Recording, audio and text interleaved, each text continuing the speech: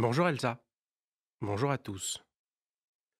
Le 9 février dernier, s'éteignait Robert Badinter, l'un des derniers géants, avec Simone Veil, à nous avoir montré combien était essentiel l'engagement pour la République, la mémoire et la justice. 30 mars 1928. Naît à Paris, Robert Badinter, deuxième fils de Samuel, dit Simon Badinter, et Chifra, dite Charlotte Rosenberg, juifs de Bessarabie, qui ont fui les brimades imposées par l'Empire russe aux juifs du Yiddishland, pour s'épanouir en France, le pays de l'émancipation, d'Émile Zola et de Victor Hugo. Robert est un élève brillant, qui collectionne ainsi que son frère Claude les prix d'excellence au lycée Janson de Sailly. Chez les Badinter-Rosenberg, l'aristocratie est celle du savoir. 9 février 1943. Quelques mois après le décès d'Idis, la grand-mère adorée, c'est la rafle de la rue Sainte-Catherine et l'arrestation de Simon Badinter par la Gestapo de Lyon que dirige Klaus Barbie. Sur les 86 personnes interpellées dans les locaux de l'UGIF, seuls 3 survivront à la guerre. Robert, parti à la recherche de son père, manque de se faire arrêter à son tour. Avec sa mère et son frère, il se cache ensuite à Cognin, près de Chambéry, sous le nom de Berthet. Le traumatisme de la perte du père, dont il attend vainement le retour à la libération, est immense. Novembre 1950. Peu après sa prestation de serment, Robert Badinter devient le collaborateur d'Henri Torres, célèbre avocat qui lui enseigne l'amour de la défense pénale. On défend un homme qui a tué ou volé parce que c'est un homme d'abord. Badinter fréquente ainsi les milieux les plus divers, les parloirs de prison comme les grands patrons, et crée avec Jean-Denis Bredin, futur académicien français, le cabinet Badinter-Bredin qui associe le barreau traditionnel et le barreau d'affaires. 28 novembre 1972. Exécution de Claude Buffet et Roger Bontemps pour le meurtre d'un gardien et d'une infirmière lors d'une prise d'otage à la maison d'arrêt de Clairvaux.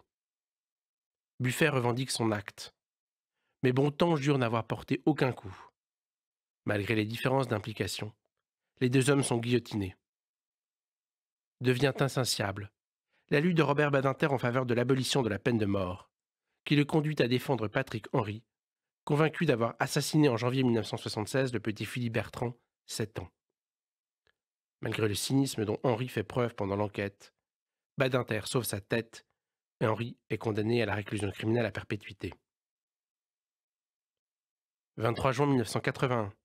Nomination par François Mitterrand, qui vient d'être élu président de la République le 10 mai, comme garde des Sceaux et ministre de la Justice. Place Vendôme, l'œuvre de Badinter est considérable. Dès le 9 octobre 1981, l'abolition de la peine de mort dont Badinter devient le symbole. Mais aussi la dépénalisation de l'homosexualité en août 1982, l'amélioration de la situation des victimes d'accidents de la circulation en juillet 1985. Une œuvre de justice, qu'il poursuit de 1986 à 1995 dans les fonctions de président du Conseil constitutionnel comme garant de l'état de droit. 4 juillet 1987. Après des années d'instruction et 2 mois de procès enregistrés pour l'histoire, Klaus Barbie est condamné pour crime contre l'humanité. Le premier en France. Après avoir tant contribué à faire œuvre de justice, pour Robert Badinter, c'est le temps de la mémoire. La lutte contre les criminels, Barbie, Papon, Touvier. La lutte contre les négationnistes, Robert Forisson, le faussaire de l'histoire. La lutte aussi pour le souvenir de sa famille. C'est la publication d'Idis, hommage à la grand-mère adorée qui lui parlait yiddish. Une ombre cependant, ou deux. Badinter n'a jamais discuté publiquement son amitié avec François Mitterrand, même quand fut révélée la proximité de celui-ci avec René Bousquet, le secrétaire général de la police de Vichy, organisateur de la rafle du Veldiv.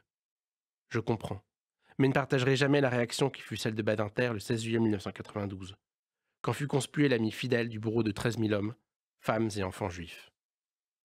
Autre question qui demeurera toujours pour moi sans réponse. L'opposition résolue de Robert Badinter à la reconnaissance par le Parlement du génocide arménien. 1,5 million d'hommes et de femmes assassinés entre 1915 et 1918, pour la seule raison de leur naissance. Au moment de conclure cette chronique, un mot pour Elisabeth Badinter, la fille de Marcel Bleustein-Blanchet, fondateur de Publicis, qui introduisit en France la publicité, compagne de 58 ans de vie commune.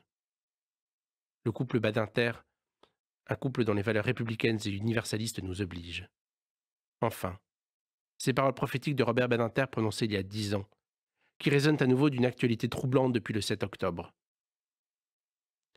Les agressions contre des synagogues jalonnent l'histoire de l'antisémitisme.